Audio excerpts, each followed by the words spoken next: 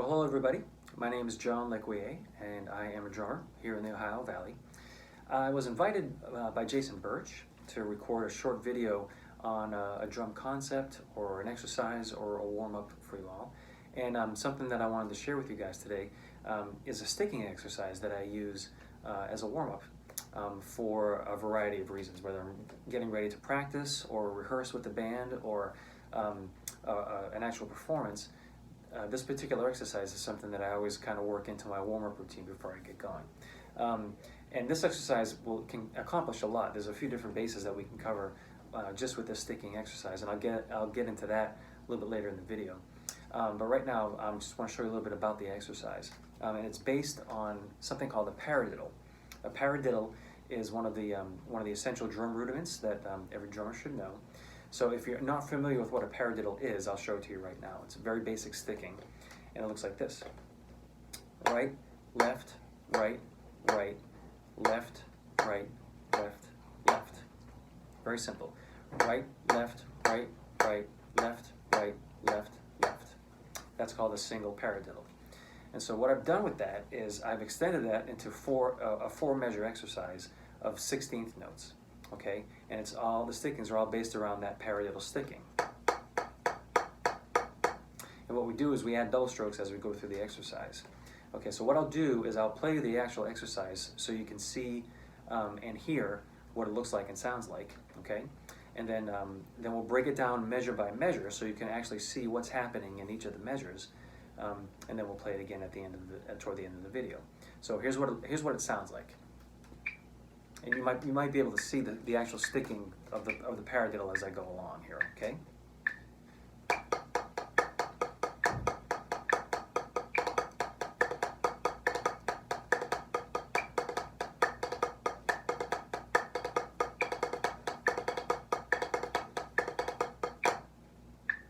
And that's it.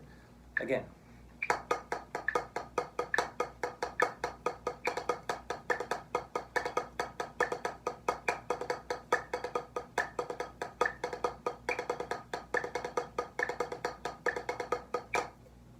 Okay, so that's the exercise. Now let's take a look at what's happening measure by measure here. So the first measure, you probably saw it, is basically just a straight single paradiddle. Okay, the same sticking that we talked about earlier. Right, right, left, left, right, left, right, left, left. Okay, so that's the first measure. The second measure, what we're going to do with the first 16th note is we're going to add a double stroke at the beginning of each set of 16th notes, okay? So what that sounds like is this. Okay, you see where those double strokes landed on the first 16th note of each of those little phrases, okay? So we're maintaining the same paradiddle sticking.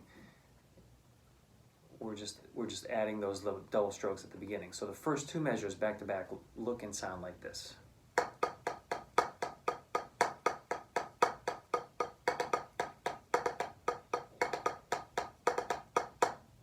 Okay, make sense?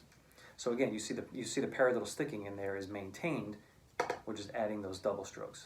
Okay, so that's the first and the second measure. The third measure, we're going to put those double strokes on the second 16th note of each of those 16th note phrases. Okay, so it's going to look like this. Again, same paradiddle sticking. We're just adding the double stroke roll on that second 16th note.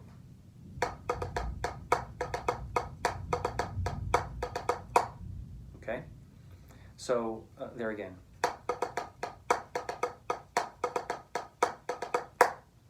So that's the third measure. So the first three measures back to back, they're going to look and sound like this.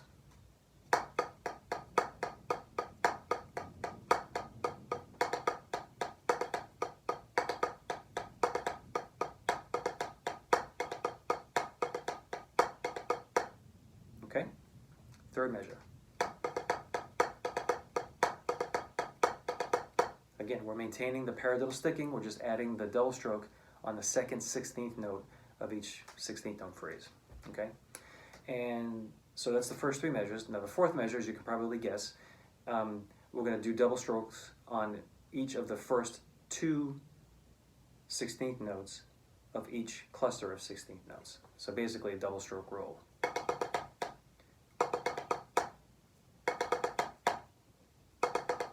With that one, with the extra note in between to finish off the paradiddle, okay? So it looks like this. Okay, same paradiddle sticking, right, left, left, left, left, right, left, right, left, left, right, left, right, left, left. Okay? So all four measures tied together, same paradiddle sticking, we're just adding those double strokes in various places. And it looks like this, all four measures from the beginning.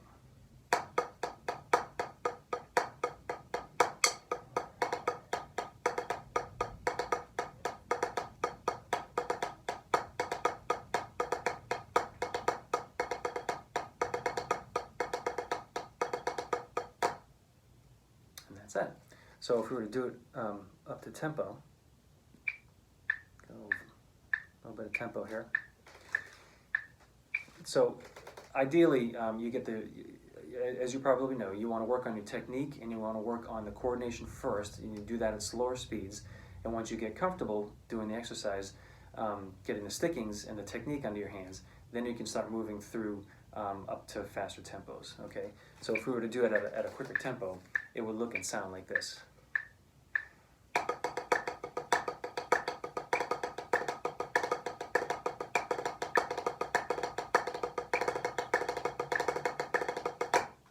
Okay?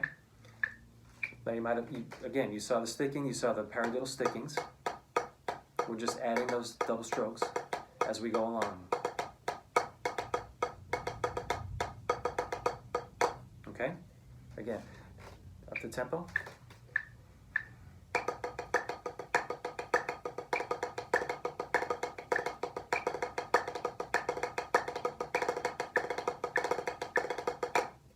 Okay? And as with any sticking exercise, obviously you're going to gravitate towards starting the exercise with your dominant hand, which for me is my right hand. I'm a right-handed drummer. And so you know, when you start learning these things, you know, you're going to want your most comfortable position to be your starting position, which is starting off with the right hand, with your dominant hand. Okay, but with any sticking exercise, you always want to make sure that you're starting with your weaker hand as well, the less dominant hand, to make sure that you're getting the benefit of the workout starting from both sides. Okay, that's just going to increase your ability to allow your weaker hand to be part of the coordination exercise. Okay, so I'm going to start this with my weaker hand and go through it, because that's what you do. Left hand.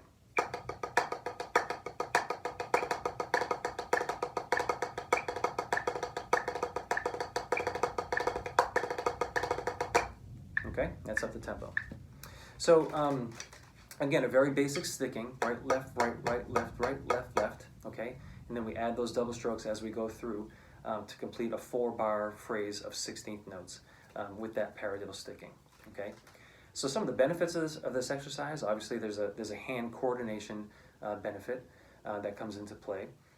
It's always good to have, you know, those types of exercises literally at your fingertips, because it just allows your coordination between your hands. And once you start getting those things on one surface, then you can start orchestrating those stickings across your kit for some very unique, rhythmic, and colorful ideas around the kit. Another thing that this exercise does is it allows you to focus on your double stroke hits. 1 stroke, 2 hits. Okay, by isolating one of the, you know, that set of doubles outside of your roll, that's your double stroke roll. By taking away one hand and really focusing like a laser on the attack of that double stroke, it allows you to put a lot of focus on your hand technique with that double. It allows you to make sure that your double strokes are nice and even, okay, and that all of the notes in that double stroke are in tempo. They should be true notes, okay? And so isolating one double stroke at a time allows you to focus on really how that double sounds, and if it's in time, and if it's in tempo, and if it feels good, and if your hands are matching technique-wise, okay? But like I said, it's a great warm-up, and it allows a great deal of coordination between your two hands. Make sure you're starting with your weaker hand as well as your dominant hand. Always start at a slower speed and work your way through the faster tempos once you get that technique down. Okay, so I hope this helps. I hope you enjoy using it. I hope it's a challenge for you because that's good as well, and maybe it can work its way into your warm-up arsenal as well. So take care, enjoy using that, and we'll see you soon.